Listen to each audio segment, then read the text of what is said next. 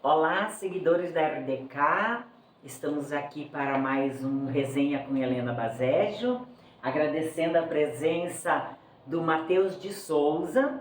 Ele é integrante do Conselho de Administração do Clube Esportivo Lajadense e também integra e se preocupa com setores específicos do clube. Mas para começar, eu queria que o Matheus, agradecendo a presença dele, contasse um pouquinho da sua história e de qual é a sua ligação com o Lajadense, de onde vem a sua ligação com o Lajadense, que agora culminou com um cargo diretivo muito importante, que é fazer parte do Conselho de Administração. Muito boa tarde aos seguidores da RDK. Obrigado, Helena, pela oportunidade. A minha vida, ela sempre foi vinculada muito pouco ao futebol, minha vida particular, né? Eu sempre tive meus aspectos esportivos aí voltado a voleibol, atletismo, né? Muito pouco o futebol, assim, vamos falar do profissional ou esse é o amador, e mais o amador de clube, né? Tiricaça. Eu vivenciei muito por 20 anos no clube Tiricaça. Agora, a minha família, meus avós, eles foram caseiros do Estrela Futebol Clube. Que bacana! E depois ele foi, por muito tempo, salvo engano, 14 anos caseiro no Florestal. Quem sucedeu ele foi o pai do Chimia, o seu Max. Antes do Max, o anterior ao Max era meu avô. Teu avô, mas que história linda! Então ele deve ter ficado ali de 67, 66 até final de 70, início de 80. Eu não me recordar porque eu era muito pequeno, mas eu acredito que 80, 81 ele ainda estava lá. Então essa era a vivência que eu tinha no clube, no Florestal do Lajadense. Mas o que acontece é que nas nossas indas e vindas, a questão profissional, eu me aproximei muito do ex-presidente, meu colega hoje de conselho de administração, do Everton Giovanello. Eu tenho uma imobiliária, a Lajeado Imóveis, né? Então a Lajeado Imóveis e o Everton, a gente fez uma parceria muito grande em vários empreendimentos que ele tem. E nisso ele me convidou em 2020 para fazer parte das vice-presidências especializadas, né? E é onde caiu a atribuição para mim do marketing, que até então eu não tinha ideia nenhuma de como fazer, o que fazer, e porque a gente estava num período de pandemia, houve uma transição do Alexandre Sebem para o novo conselho de administração, na qual o presidente seria o Everton, né? E aí o Lajadense estava com as portas fechadas, sem futebol.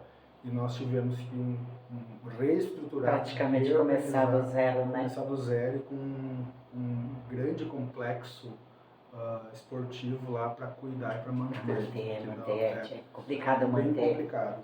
E praticamente sem recurso. Para não dizer zero, tinha algum recurso. Então a gente começou a usar da criatividade e da vontade, da aceitação, na época então o conselho de administração, do qual eu não fazia parte, ia acatando várias ideias que eu tinha, né, e colocava em prática.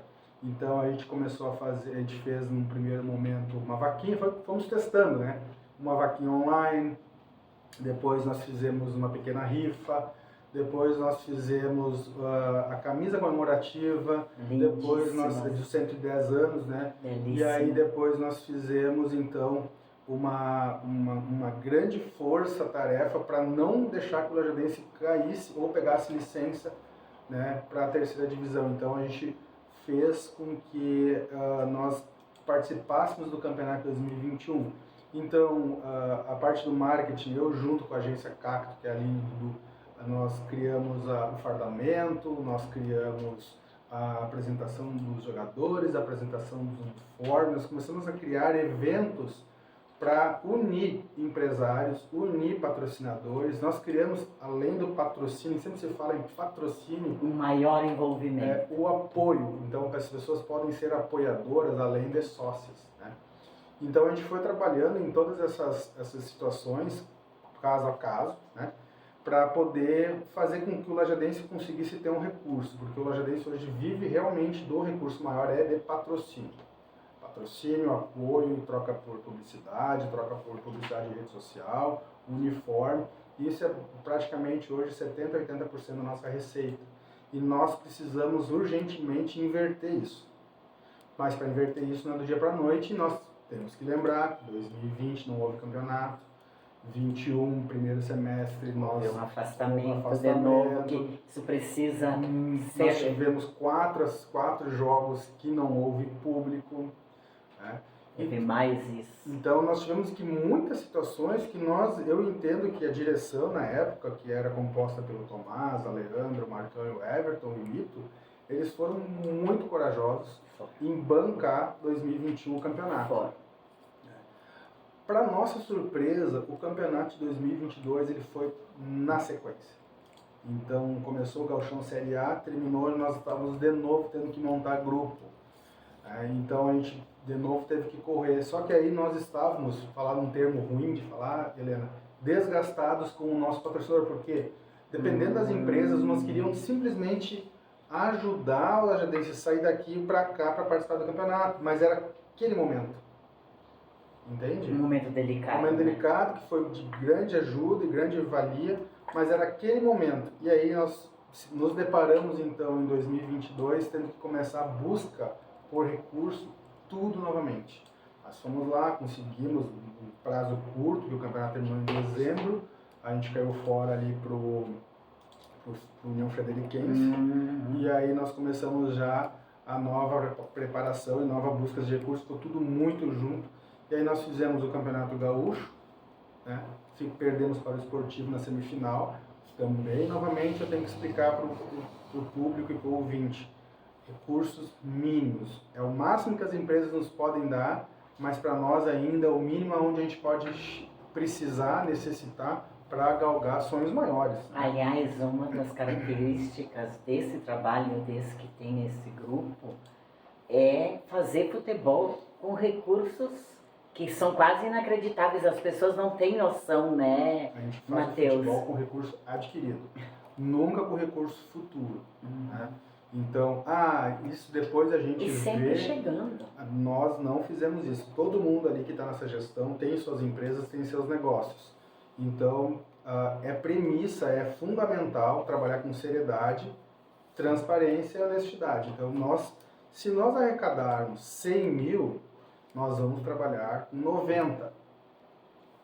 E com o conselho participando, que cobra, né? E a gente apresenta, isso. a gente fala assim...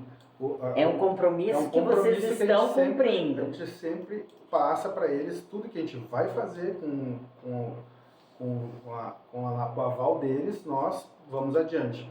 Então, tudo que a gente faz é com autorização ou sob supervisão do Conselho Deliberativo, né? Que hoje quem é presidente é o nosso grande amigo, Dr. Neidemar Faquineto. Um colaborador fantástico. Ferrenho, e que eu digo, a gente estava comentando antes, né, Helena?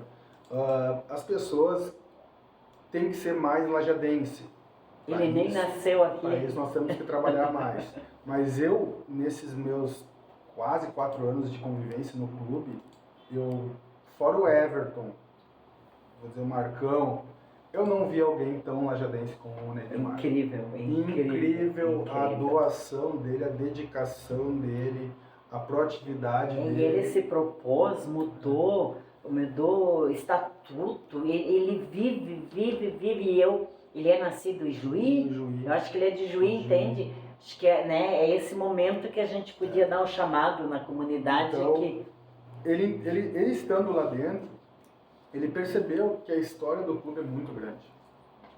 Que o que o clube vivenciou, 60, 70, 80, início de 90, deu aquele ato, e no início dos anos 2010, por aí, essa questão toda que fervia aqui na região, ela não é que ela morreu, ela só precisa ser ativada novamente, porque aquela paixão existe. Sempre vai ter um avô, sempre vai ter um pai, sempre vai ter um filho que vai lembrar daquela época.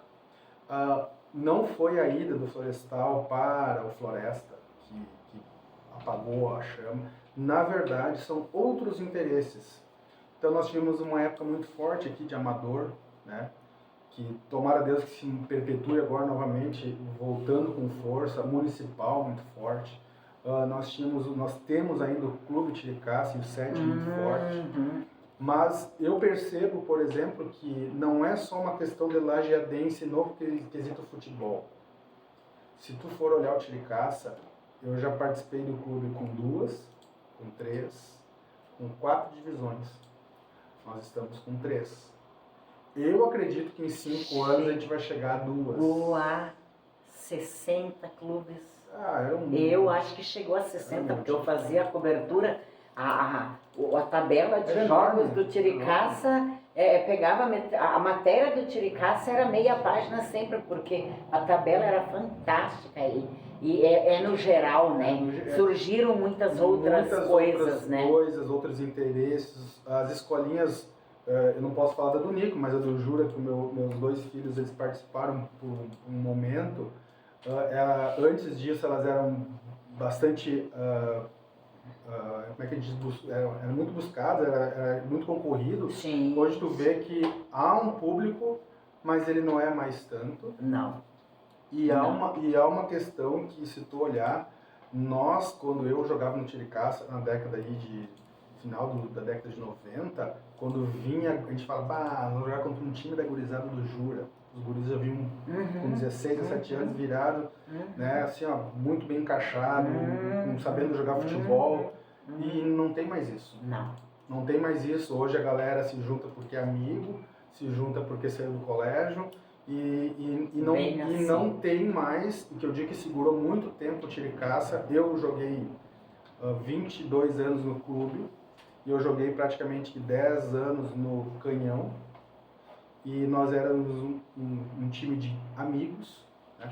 E hoje não vê mais isso perpetuando. As pessoas, elas estão assim, elas simplesmente desmancham o time e fazem outro. Muda o nome de time, então... Teve times do Chiricaça que chegaram a durar 30 e poucos 40 anos. Eu acho que o Aliança Toca Fogo, Coroas, no começo teve o Greminho, que era muito tradicional. O Coroas, que teve essa sequência linda, né? O ficou um tempo também. E eu posso colocar ali Toca Água, Canhão, a gente ficou por... ainda, tem o time lá ainda. E isso também se vê no futebol profissional, né? Também. Isso vem vindo, é um reflexo que vem vindo, né? Fica tudo um pouco mais fraco, um pouco menos compromissado, um pouco menos pessoalizado, muito... isso não é comigo. E tu falaste de escolinha, teve uma época que a escolinha do 7 ela nunca teve assim como primeiro objetivo revelar jogadores. Mas se revelaram muitos jogadores, porque os jogadores, muitos deles iam para lá imbuídos disso. Para jogar. Para jogar e para buscar. E se jogava estadual, então era bem maior o interesse até nisso, até na participação, até da família hoje está diferente. Tem que ser bem guerreiro para manter, para fazer o que vocês estão fazendo no Lajadense. Quantos minutos nós temos ainda, Gabi? 2,5. 2,5? Tá. Então eu vou falar aqui que nós estamos aqui, quiser tomar uma aguinha, é o programa Resenha com Helena Bazejo, tem o apoio de Água do Campo, distribuidora de água Crestane, na rua João Luiz da Rocha, bairro Campestre. Se precisar sua aguinha, fala lá com o seu Enio, que apoia o programa aqui. E eu já vou encaminhar um assunto para o próximo bloco, com o Matheus aqui, que eu acho que é uma coisa assim essencial que você que vai ser da sua responsabilidade a retomada da escolinha. Um minutinho, então a gente já deixa a pergunta aqui e na volta o Matheus vai retomar com este assunto que eu acho vital para o lajadense e até para as outras entidades, né? Mas para um clube profissional mais ainda.